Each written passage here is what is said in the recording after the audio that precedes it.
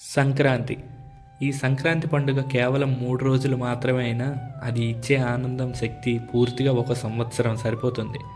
పెద్దలు నా కొడుకు అమెరికాలో ఉన్నాడు, నా కూతురు రష్యాలో ఉందని చెప్పుకున్నా సంక్రాంతి వస్తోంది అంటే అందరూ సొంత ఊరికి రావాల్సిందే. అసలు ఏముందిరా పండగలో అని అనుకుంటారు. అలా అనుకునే వాళ్ళే అందరూ, కానీ పండగకు ఒక రోజు ముందైనా ఖచ్చితంగా ఊరికి వెళ్ళాలని రెడీ అయిపోతారు. అలా అనుకొని వచ్చిన వాళ్ళలో నేను ఒకడిని. భోగి. భోగభాగ్యాలనిచ్చే భోగి రోజుతో పండగ ప్రారంభమవుతుంది. గ్రామస్తులు, యువకులు అంతా చేరి పాత విషయాలు, అలాగే పాత జ్ఞాపకాలు, పాత వస్తువులు అన్నింటినీ భోగి మంటల్లో వేసి కొత్త సంవత్సరానికి ఒక కొత్త ఉత్సాహంతో స్వాగతం పలికి చేసుకునేదే భోగి పండుగ. భోగి అంటే పాత బాధల్ని వదిలేసి కొత్త ఆశలతో జీవితం మొదలు పెట్టాలి అనుకునే రోజు.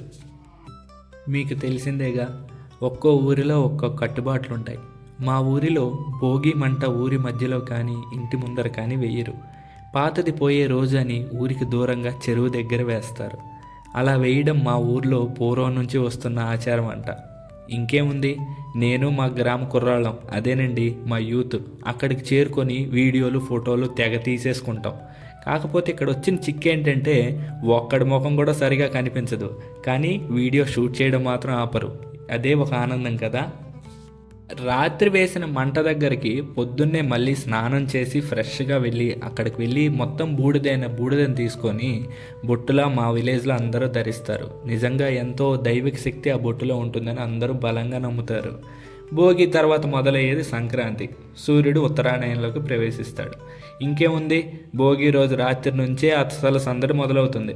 ఆడపిల్లలు ముగ్గులతో, మగవాళ్ళు కోడి పందాలు, ఆటలు, బెట్టింగులతో ఒకటే సందడి వాతావరణం ఉంటుంది. పండగ టైంలో చూసే సినిమాలకైతే కోదవే ఉండదు. పండగ ఇంట్లో కన్నా ఇంట్లో వాళ్ళందరూ బయటే ఉంటారు. ఎందుకంటే ఎంతో దూరం నుంచి వచ్చే మన చుట్టాలు ఇంట్లో సరిపోరు కదా.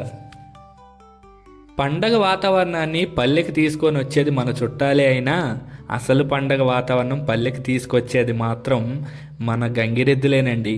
నిజంగా ఆ గంగిరెద్దులాడే ఆటలు, వాళ్ళు చేసే విన్యాసాలు చూస్తే 2 కళ్ళు సరిపోవు. అంతే, సంక్రాంతి అయిపోయిన మరుక్షణం నెక్స్ట్ డే కనుమ. కనుమ రోజు పశువులకు పూజ చేస్తారు. ఎందుకంటే పాత రోజుల్లో సామెత ఉందిగా, పాడి పంట అని, అందరూ వినే ఉంటారు. వ్యవసాయంలో అత్యంత ప్రధాన పాత్ర పశువులదే కదండి. అందుకే పశువులకి శ్రద్ధగా పూజ చేస్తారు. ఆగండి, కొంచెం గ్యాప్ ఇచ్చి అదే రోజు నాన్ వెజ్ తినేవాళ్ళు పండగ కూడా చేసుకుంటారు. చికెన్, మటన్ అని గ్యాప్ లేకుండా కుమ్మేస్తారు. వెజ్ తినే వాళ్ళకి వెజ్ బిర్యానీ, ఇంకా ఏదో మసాలా కర్రీతో అడ్జస్ట్ అయిపోతారు. ఇదేనండి సంక్రాంతి పండుగ.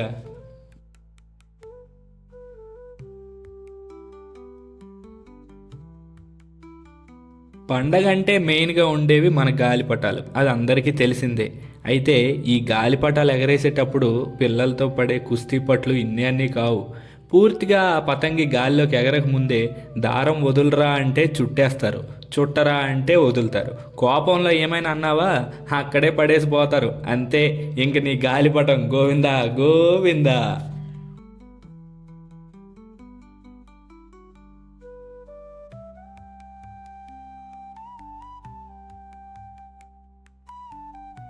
చేసే ఉద్యోగం చిన్నదైనా పెద్దదైనా ఊరికి దూరంగా చేస్తూ ఉంటాం.